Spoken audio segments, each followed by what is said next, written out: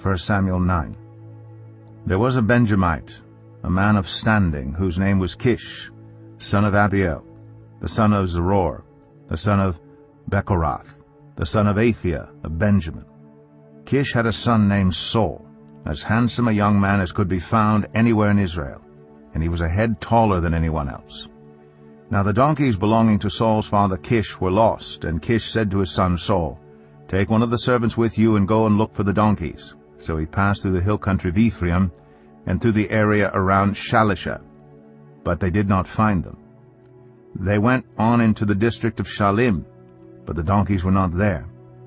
Then he passed through the territory of Benjamin, but they did not find them. When they reached the district of Zuph, Saul said to the servant who was with him, "Come, let's go back, or my father will stop thinking about the donkeys and start worrying about us."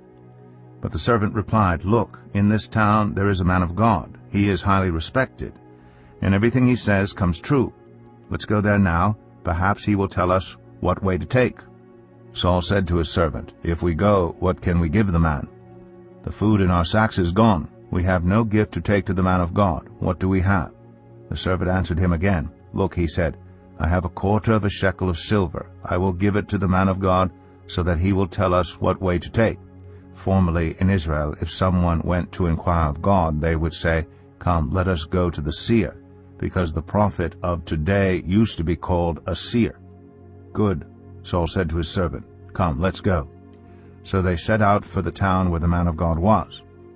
As they were going up the hill to the town, they met some young women coming out to draw water, and they asked them, "Is the seer here?" "He is," they answered. "He's ahead of you. Hurry now. He has just come to our town today, for the people have a sacrifice at the high place. As soon as you enter the town, you will find him before he goes up to the high place to eat.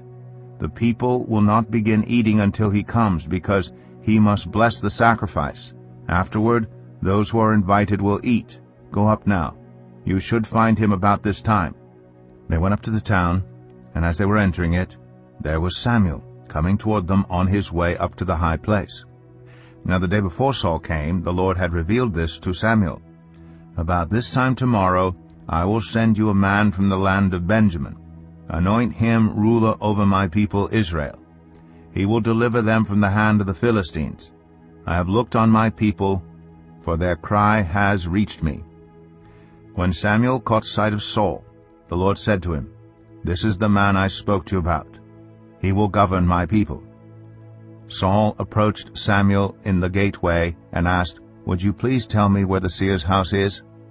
"I am the seer," Samuel replied. "Go up ahead of me to the high place, for today you are to eat with me, and in the morning I will send you on your way and will tell you all that is in your heart.